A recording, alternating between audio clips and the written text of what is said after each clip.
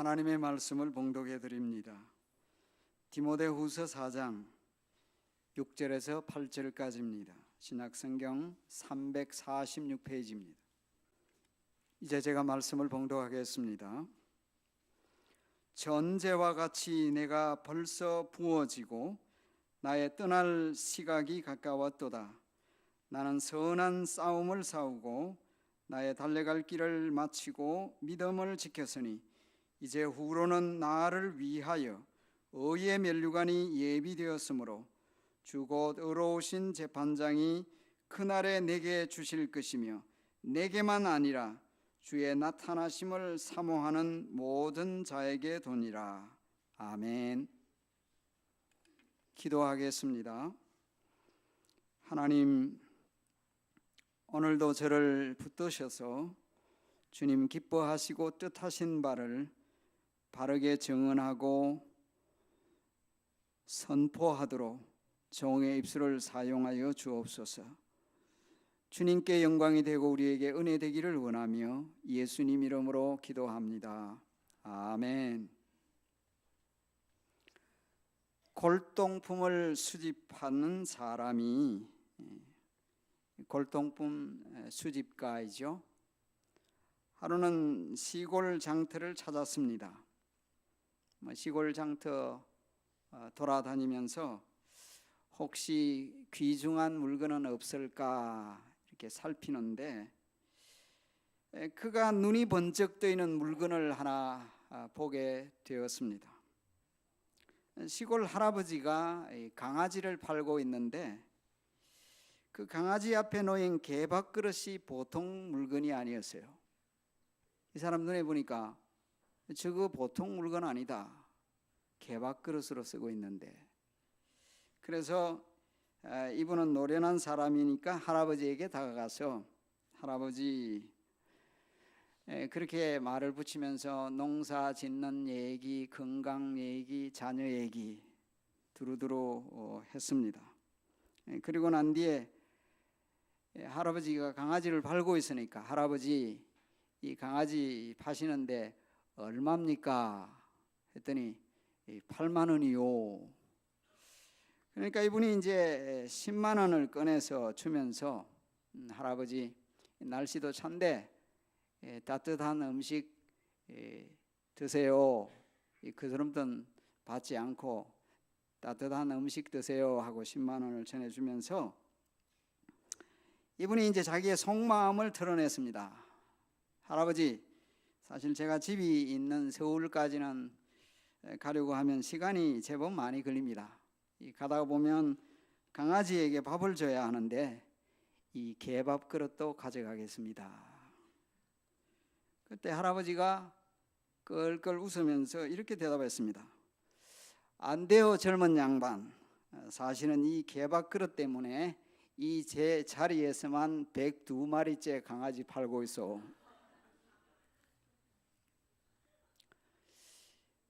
예수님께서 그 천국 비유를 말씀하셨을 때 천국은 마치 밭에 감추인 보화와 같다고 그랬죠.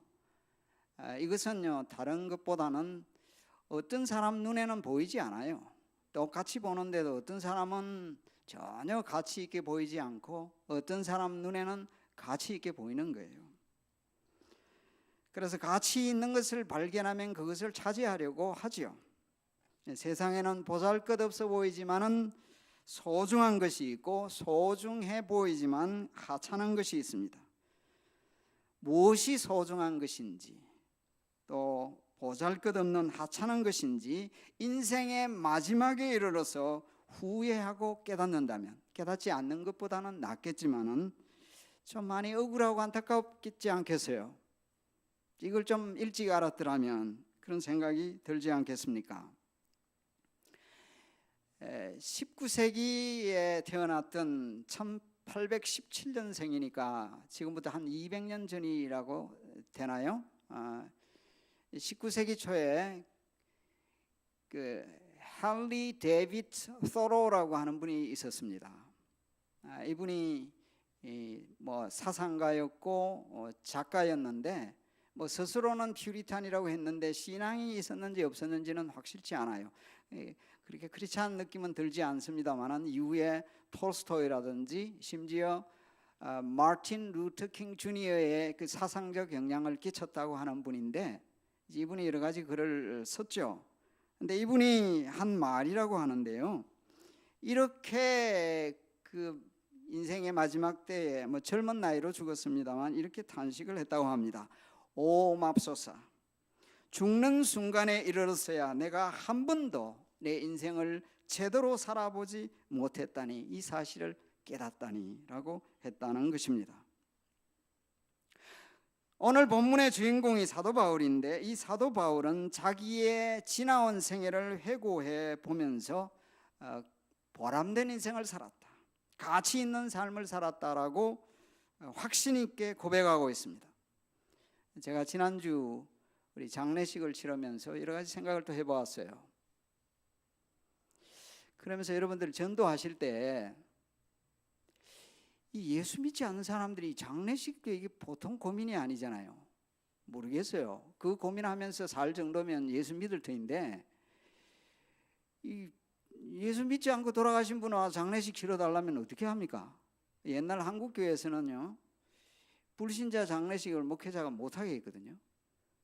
근데 심지어 크리스찬 가족 그 불신자에게서도 그랬단 말이에요.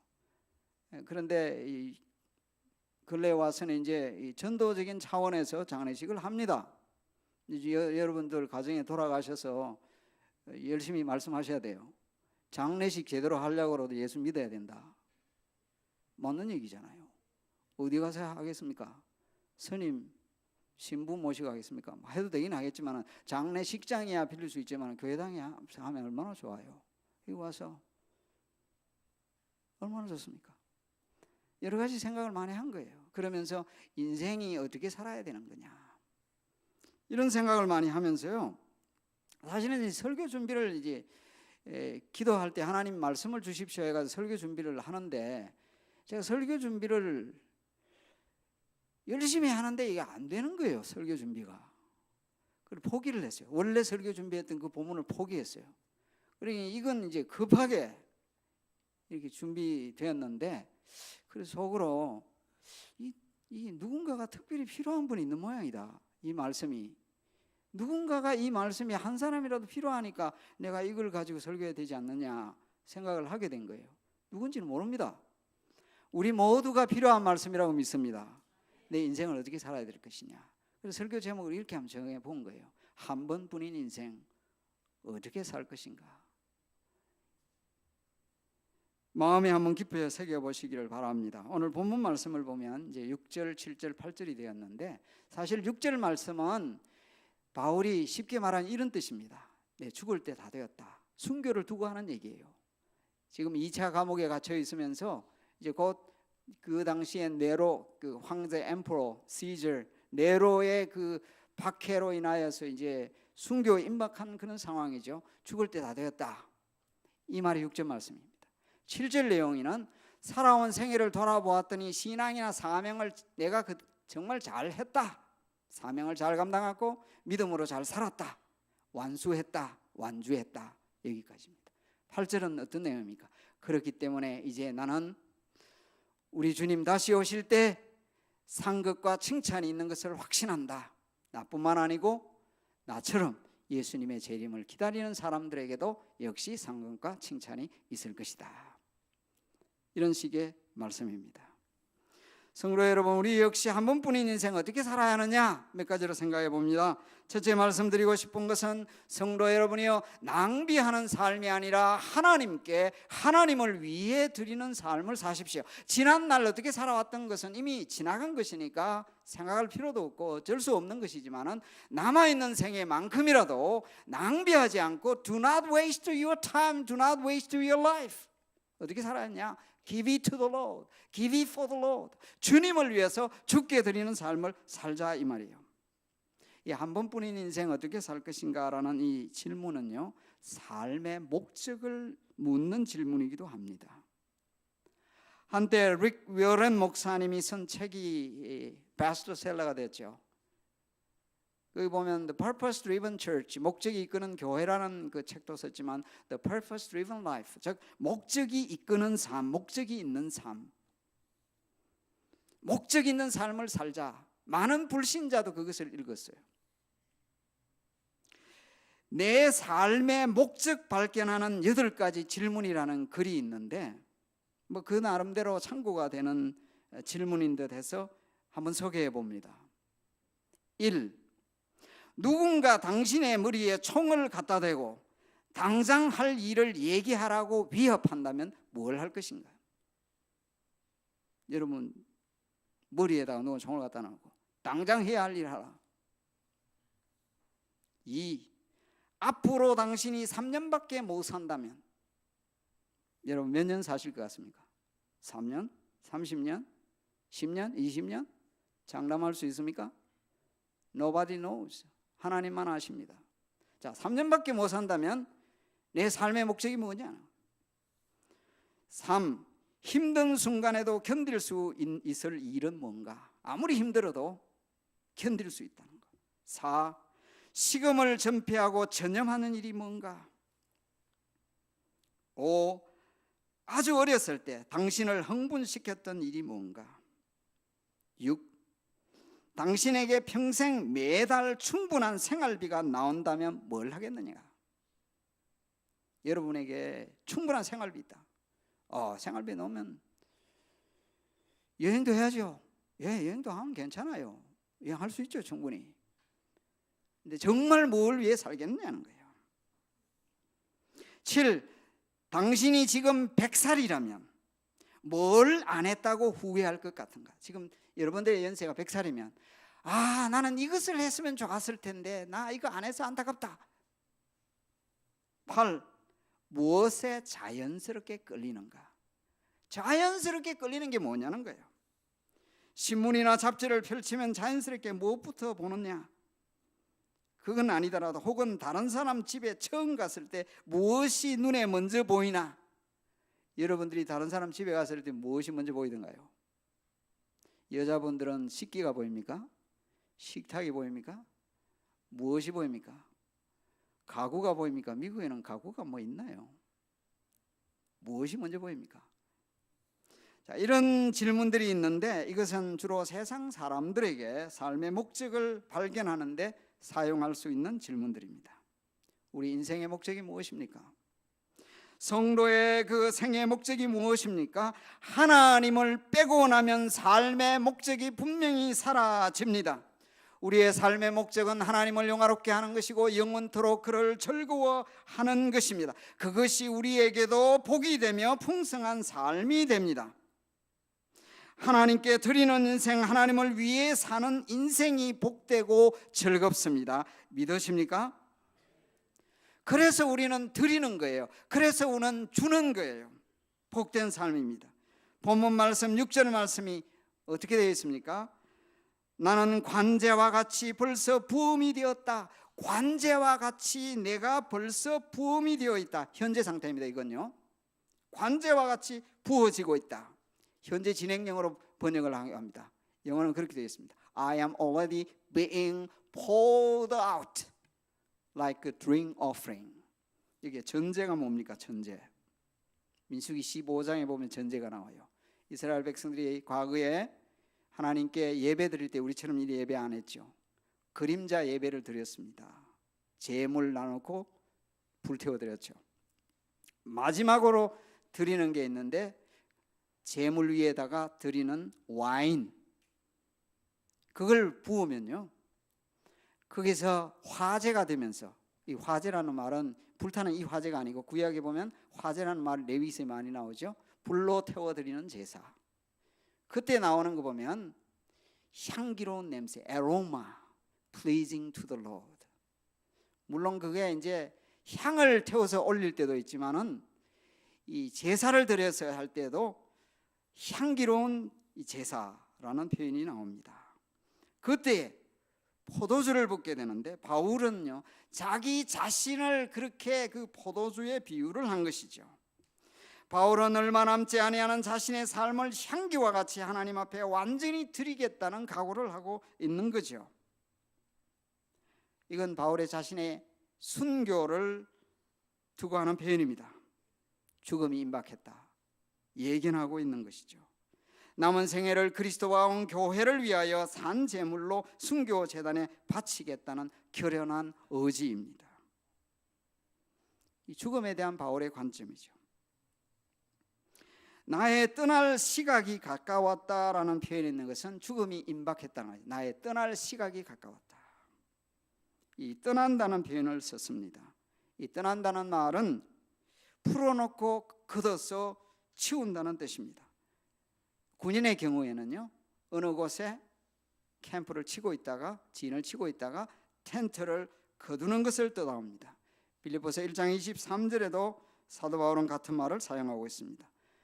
선원이 배를 바다로 출항시키기 위해서 정박해 두었던 그 배의 밧줄을 푸는 것을 말합니다. 새로운 곳, 주님이 계시는 곳으로 가기 전에 바울은 자신의 남은 시간과 정력과 모든 것을 부어드리기를 원했던 것입니다. 저도 기도할 때마다 가끔씩 그런 기도를 해요. 하나님, 주님, 저의 가슴 속에 복음과 영혼과 주님을 사랑하는 열정이 불타오르게 활활 타오르게 하옵시고 내 남은 생애를 관제와 같이 감히 부어드리게 하옵소서. 낭비하지 않고 싶다는 얘기죠. 허비하지 않고 싶다는 얘기죠. 성도 여러분, 여러분의 삶을 가치 있는 곳에 바치십시오. 지혜자는 인생을 계수합니다. 계산한다는 거예요. 내 남은 생애가 얼마나 있을까 카운트한다는 말입니다. 바울은 자신이 이 땅에 남은 날들이 얼마 없음을 알고 사역을 마무리하고 있습니다. 저도 그런 기도를 해요. 하나님, 정말 마무리 잘하고 싶어요. 목회 마무리 잘하고 싶어요. 목회뿐만 아니겠죠. 인생이 그래야 되겠죠. 여러분의 인생은 얼마나 남았을까요? 자기를 위해서 모으는 인생이 아니고 하나님과 남을 위해서 주고 드리는 인생으로 사세요. 어떤 사람은요, 죽을 때까지 자기를 위하여 자기에게만 계속 모읍니다. 아무것도 가지고 가지 못할 것인데도 불구하고, 벌거벗고 왔다가 빈손 들고 갈 것임에도 불구하고 끝까지 자기 중심으로 자기를 위해 모았다가 어리석게 인생을 마감하고 맙니다. 불쌍한 일입니다. 그것보다는요, 오히려 시간이 가면 갈수록 내어놓고 주고 할 때 영원한 투자인 줄로 믿습니다. 지혜로운 인생이란 말이에요. 나는 아무것도 없는데 있습니다. 믿음이 있잖아요. 아직도 시간이 있잖아요. 말할 수 있잖아요. 기도할 수 있잖아요. 사랑을 베풀 수 있잖아요. 줄 수 있다는 얘기입니다. 남은 날들을 볼수록 소비하는, 낭비하는 인생이 아니고 주는 인생, 드리는 인생, 하나님을 위하여 그렇게 베푸는 인생으로 살도록 힘쓰는 저와 여러분이 되기를 간절히 축원합니다.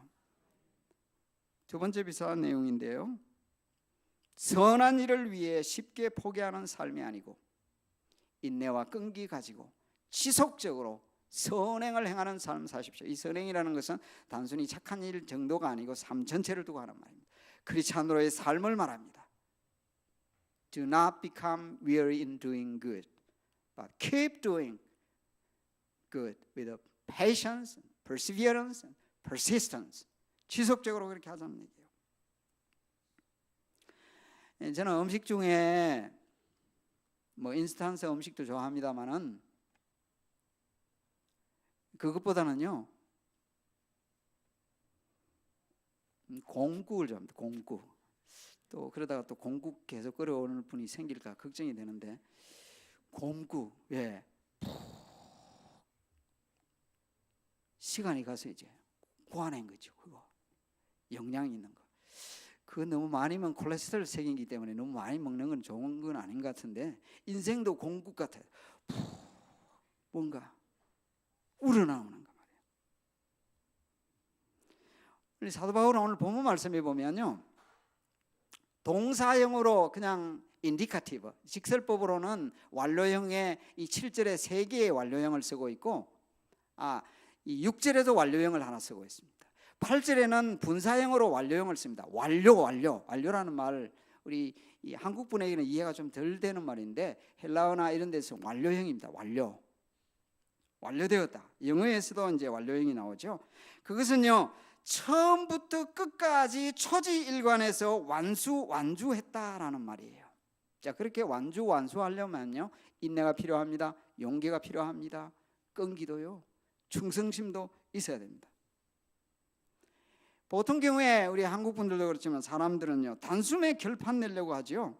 짧은 시간에 결과를 내려고 하잖아요. 로또 열풍이 일어난 이유가 뭐예요? 한꺼번에 한순간에 대박 인상 되겠다고. 하나님이 좋아하는 게 아닙니다.